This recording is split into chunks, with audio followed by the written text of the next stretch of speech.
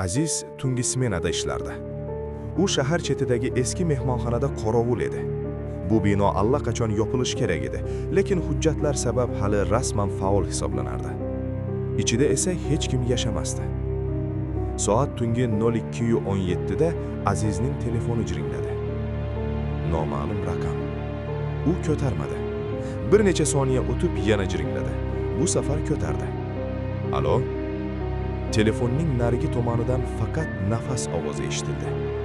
Og'ir, go'yo tomog'idan zo'rg'a chiqayotgandek. Kim bu? Dedi Aziz.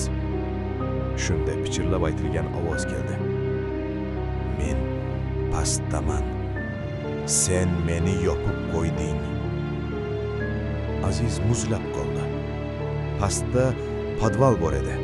U yer 3 yildan beri qulflangan. Chunki u yerda bir ayol tiriklayin yo'qolgan edi. Aziz hazil deb o'ylab podvalga tushdi. Eshik ochiq edi. Ichkarida chiroq yonib turardi. Yer ho'l, devorda tirnoq izlari va oxirida devorga qon bilan yozilgan so'zlar. Nega ketmading? Orqasidan sekin ovoz eshitildi. Telefonimni ko'targaning xato bo'ldi. Ertalab Aziz ishga kelmadi. Mehmonxonani tekshirishdi. Podval eshigi yana qulflangan edi. Ichkarida esa 2 kishilik tirnoq izlari bor edi. Telefon esa Azizning cho'ntagida topildi. Oxirgi qo'ng'iroq vaqti 02:17. Qo'ng'iroq qilgan raqam Azizning o'zi.